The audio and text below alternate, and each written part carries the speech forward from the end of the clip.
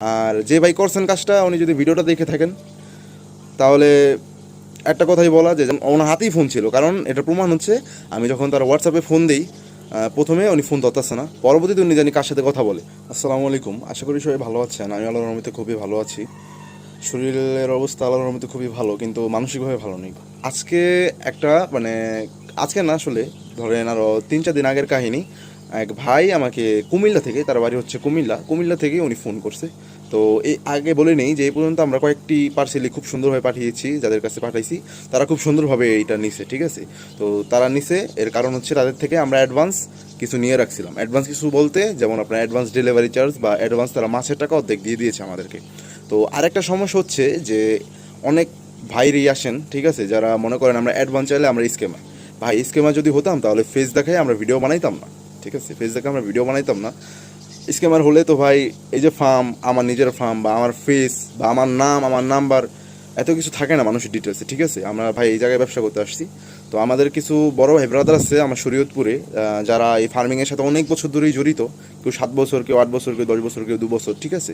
তো ওনারা আমারে বলছে যে আমি যে যে পার্সেলটা পাঠাইলাম কুমিল্লাতে, তো যখন আমি এক ভাইয়ের কাছে নিয়ে যাই পার্সেলটা, আমার কাছে অক্সিজেন নাই, তো ভাই থেকে অক্সিজেন দিয়ে দিতে হয় আমার, ঠিক আছে, মানে ওই পার্সেল আর কি নিতে হয় আমার অক্সিজেন। তো আমার বাসা থেকে সামনেই, বেশি দূরে না, তো হেঁটে গেলে 5-6 মিনিটের মতো লাগে।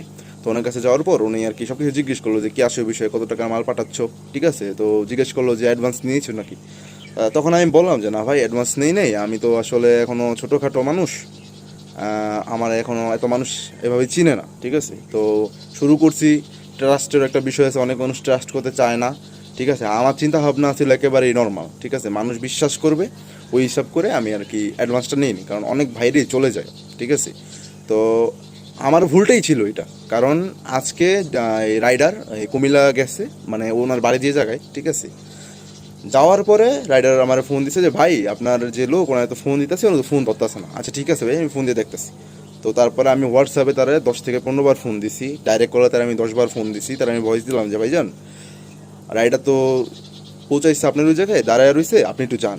উনি আমার ভয়েস শুনলো না, ঠিক আছে। অথচ রাইডার সকালে ফোন দিছে যে ভাই লাইভ জিনিস মাছ আসছে আপনার, তো এটা নিয়ে আমি আসুন বিকালের দিকে বা দুপুরের দিকে আপনি রিসিভ করে নিয়ে যান। হ্যাঁ ঠিক আছে, সমস্যা নেই, আপনি আসেন। উনি এই অ্যান্সার দিছে রাইডারের। তো তারপরে উনি জিনিসটা নিল না। এখন আমি শিক্ষা পেলাম, আমার একটা শিক্ষা হলো, ঠিক আছে, একটা জ্ঞান হলো। ভাইরা আমার আগেই না করছে, আমি তাদের কথা শুনিনি। তো এখন আমার নিজের প্র্যাকটিক্যাল একটা শিক্ষা হইলো যে হ্যাঁ এটা সত্যি।